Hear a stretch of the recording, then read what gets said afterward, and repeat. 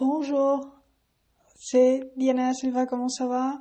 C'est déjà septembre, je vous souhaite un excellent début de septembre, du mois de septembre 2023. J'espère vous passer aussi un très bon week-end, détendu, en paix.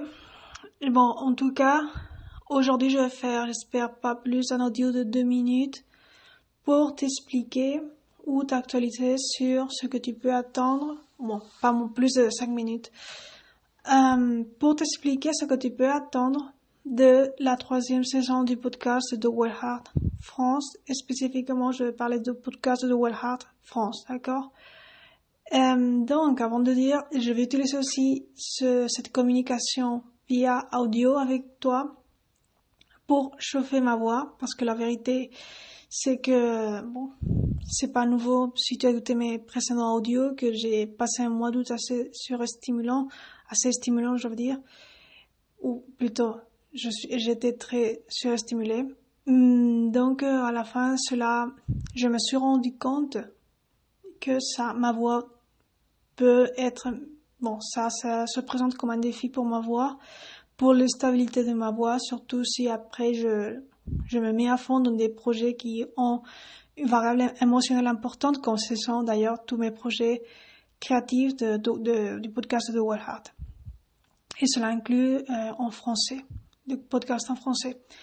Donc aujourd'hui, oui, je vais chauffer un petit peu et je vais te partager aussi comment je travaille moi personnellement, c'est-à-dire et professionnellement mon podcast. J'ai certains points différents que je me suis rendu compte par rapport à d'autres podcasts.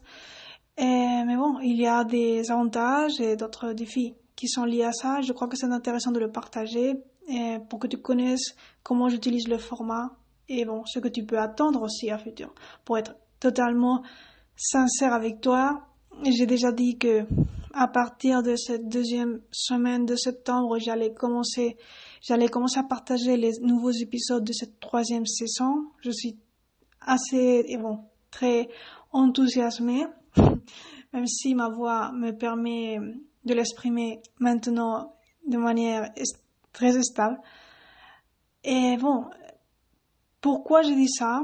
Et quand j'ai dit que j'allais les partager dans le début de la 2e semaine de septembre, ça va pas être sûrement, bon, peut-être oui, demain, mais ça sera justement le mardi ou le mercredi, d'accord? Pourquoi? Bon, je vais commencer à t'expliquer avant comment je travaille le podcast et après les nouvelles de cette 3e saison, bon, plus les nouvelles, ce que tu peux attendre, d'accord?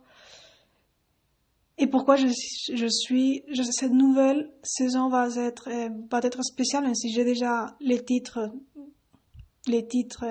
de chaque épisode, mais il peut y avoir des modifications sur les derniers, surtout liées à la nouvelle du livre que ça sortira sans garantie actuellement.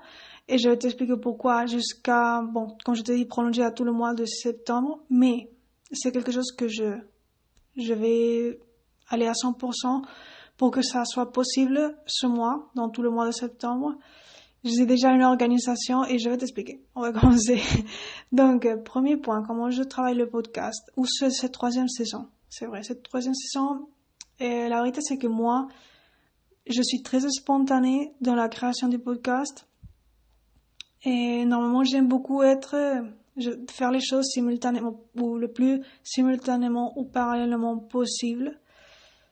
C'est-à-dire, quand je fais le résumé ou la structure d'un épisode, même si il va toujours y avoir une certaine spontanéité,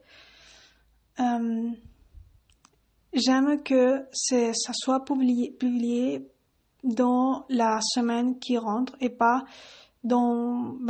faire une organisation comme j'enregistre 10 épisodes une semaine et après les 10 semaines qui viennent, je vais publier un épisode chaque semaine.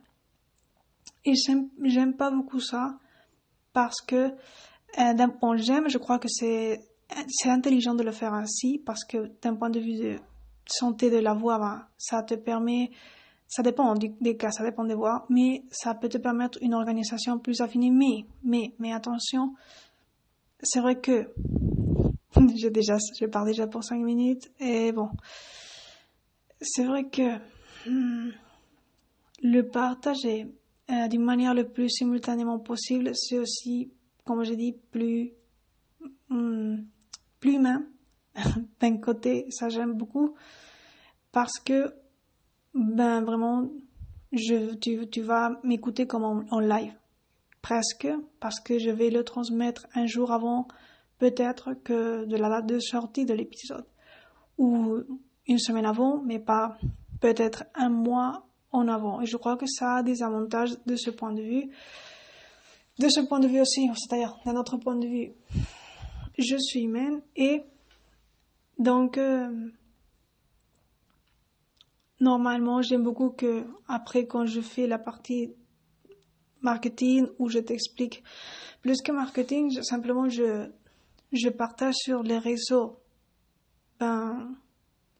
quelques points importants de chaque épisode, ou comme des résumés pour vous aider à mieux les comprendre, à mieux les intérioriser. J'aime beaucoup que de le faire d'une manière simultanée, c'est aussi plus facile pour moi de me rappeler.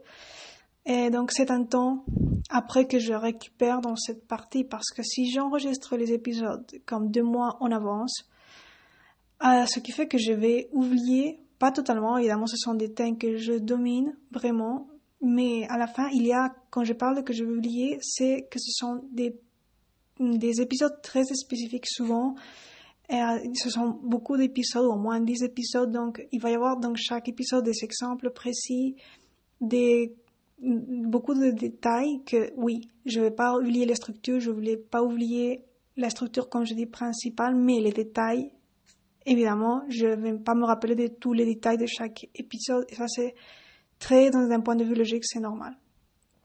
Et je suis pas en train de parler de les mémoires émotionnelles des femmes. Ça, c'est un autre thème neuroscientifique. Là, je parlais simplement de l'apprentissage d'un épisode que je domine, mais je te rappelle, il y a beaucoup de détails ou des exemples dans chaque épisode. Donc, de ce point de vue, je veux dire, je récupère mon temps quand je le fais d'une manière le plus simultanément possible, parce qu'à la fin, je viens d'enregistrer l'épisode au plus, une semaine en avant, et je me rappelle de ce que j'ai dit, d'accord?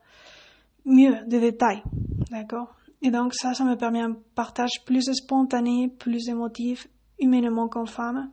Et à la fin, je crois que ça se transmet aussi quand je suis dans les réseaux sociaux en présence, pour vous expliquer les points importants des épisodes du podcast. Donc ça, c'est la partie avantageuse. Je crois que c'est très avantageuse. Mais c'est vrai que d'un point de vue de santé de ma voix, faire les épisodes, les enregistrer en fil chaque semaine, très simultanément à leur sortie, c'est un défi pour ma voix, parce que quand même j'ai une vie, et bon, c'est assez rapide, surtout que pour cette 3e saison, je pense le faire d'une manière plus à la semaine. J'aimerais, mais ça va peut-être être un défi, j'espère pas, mais j'espère que évidemment je vais pouvoir soutenir le rythme de chacun jour, mais j'aimerais que ce soit à la semaine. J'aimerais, et ça.